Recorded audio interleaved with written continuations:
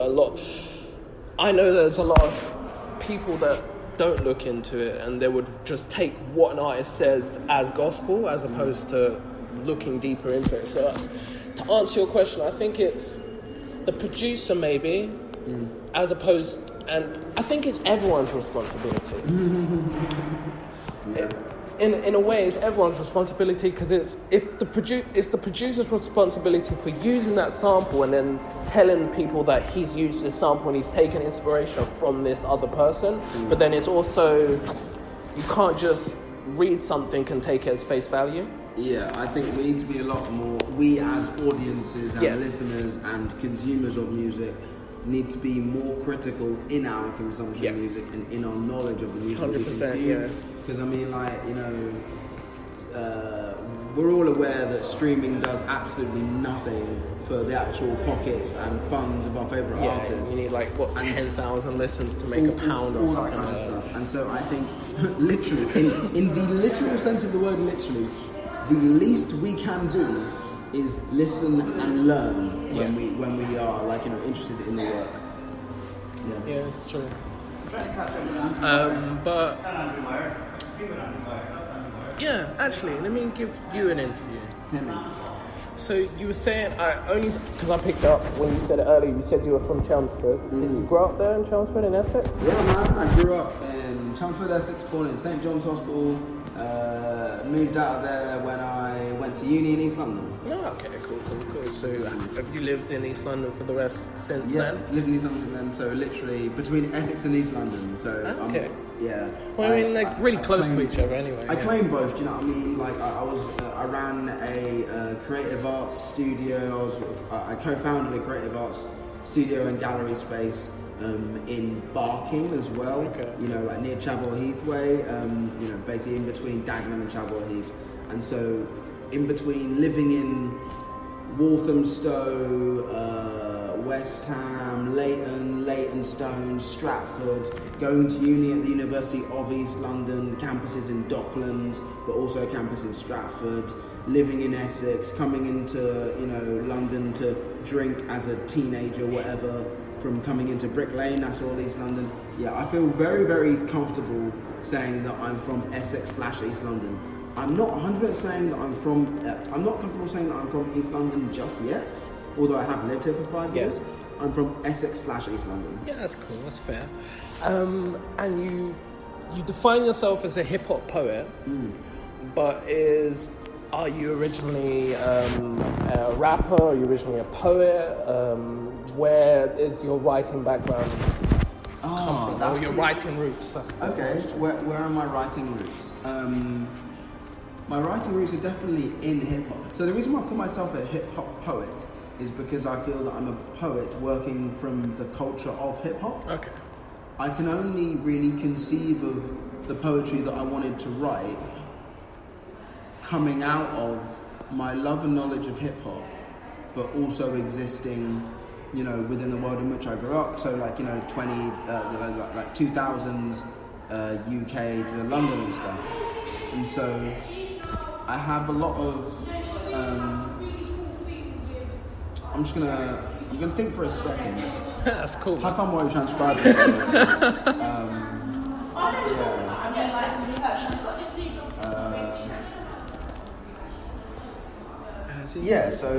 So I call myself, and I chose the name The Repeat Beat Poet. Yeah.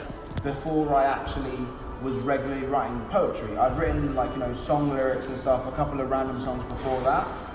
But I gave myself the name The Repeat Beat Poet and then retroactively prescribed meaning to it because I just liked the way it sounded. And that's how I started writing poetry as well. I started writing poetry because I needed to write.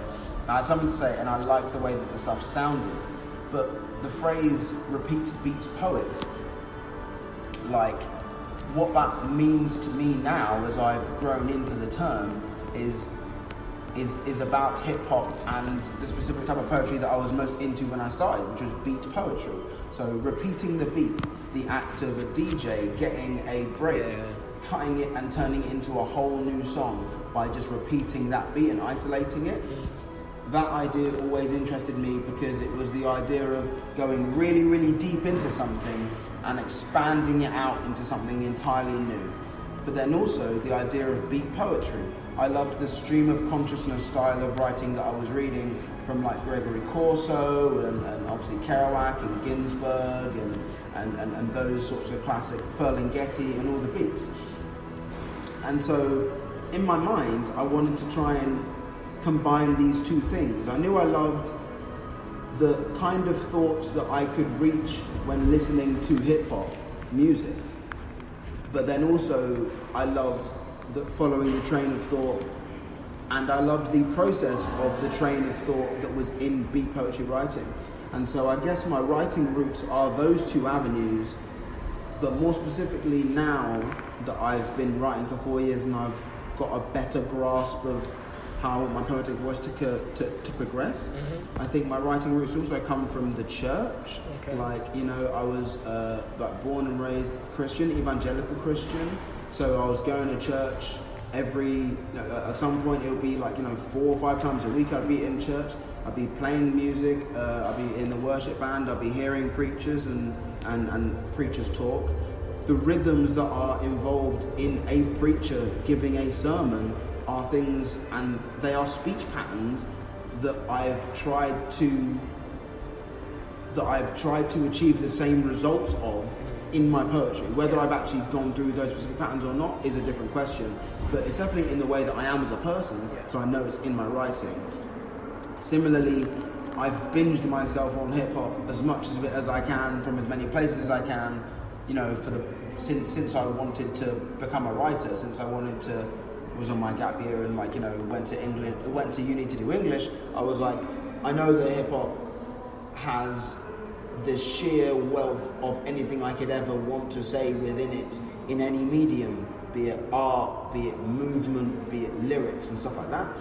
And so I knew that there would be the tools within traditional poetry, but specifically beat poetry and the cultures of hip-hop. I knew there would be the tools within those things for me to be able to speak my truth in a way that I wanted it to be spoken, and that I'll be able to have control of it.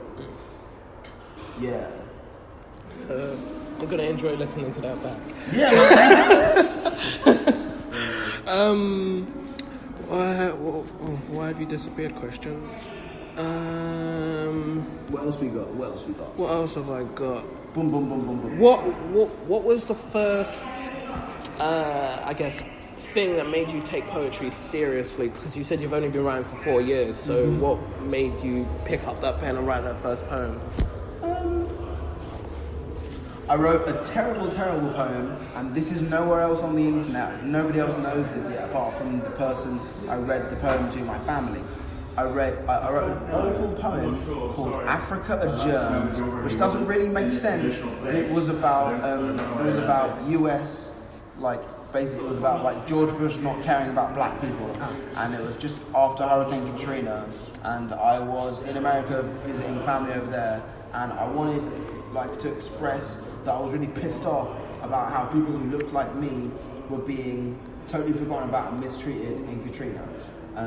And so I wrote this awful poem called Africa Adjourned, and I read it to one of my elder cousins, and I remember her reaction. She loved it, but not only did she love that I'd written it, she loved that I understood this thing, this sense of being black, but she also just encouraged me. And then 3 or 4 other times I'd written kind of song, poem type, thoughts that I had on XYZ thing. And then I read them to somebody whose opinion of me as a person I trust. Not necessarily somebody who's even into poetry or anything, but somebody who knows what I am trying to say when I'm trying to say it. There's been 3 or 4 of those instances, and they are the instances that made me want to pursue poetry, because it made me think that I can communicate. Really, yeah. So do you write? We'll wait for this rolling thing to go. Yeah, of course.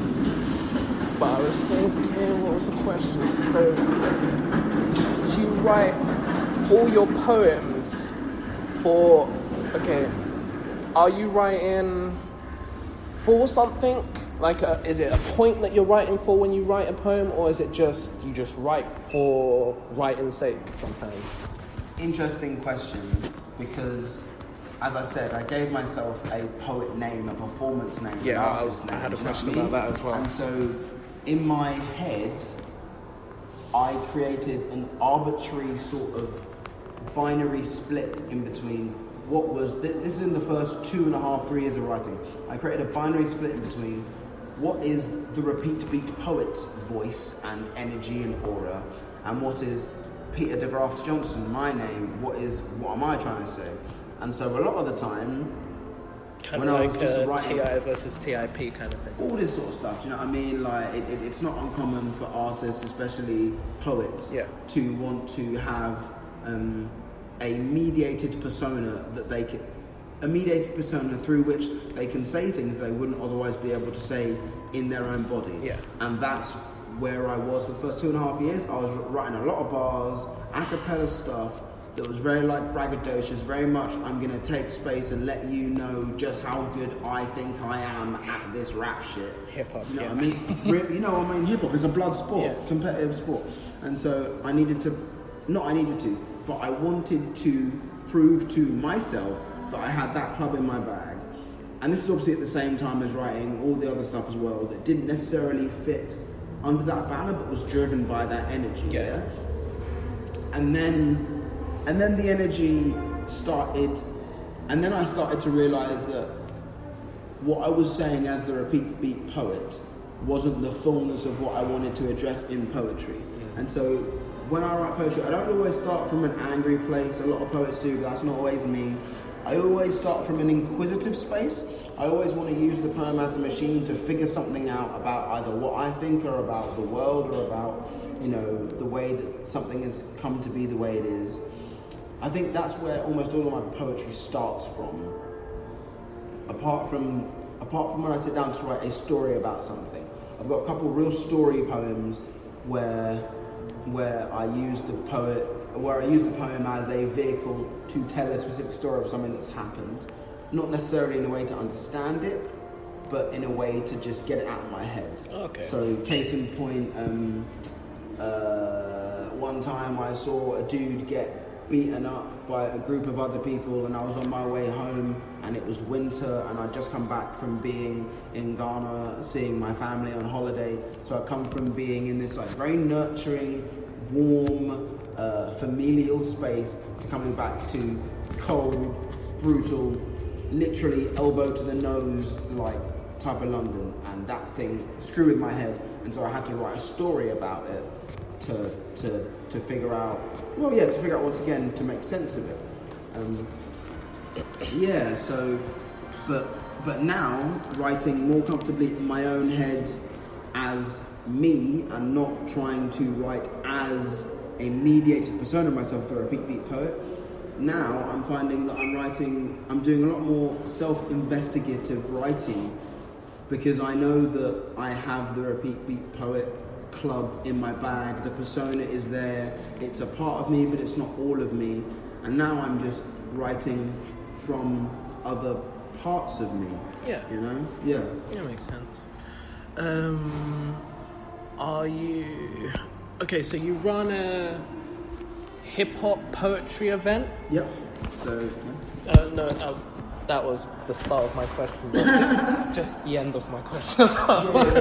Yeah, so the hip-hop poetry event I run is called Penting Poetry. Okay. I run it as part of the Penting Poetry Collective. We're a crew, obviously. I've met a few of your guys before. Yeah, man. It started out as an open mic night at SOAS a good few years ago. There was a few editions of that, and then it went on hiatus as the person graduated, the main person was running at the time. And then through the Apples and Snakes Writing Room program, that was how the current Penting Collective came together and relaunched the night. But I'm also I'm part of a live hip hop jam that happens the first Sunday of every month at the book club in Shoreditch. That's called Imaginary Millions, and it's also a record label and a staple and these things as well. But at its core, I think or the way it exists to the public at least right now in a predominant way, is as a live hip hop jam. So like I'm kind of like a resident MC.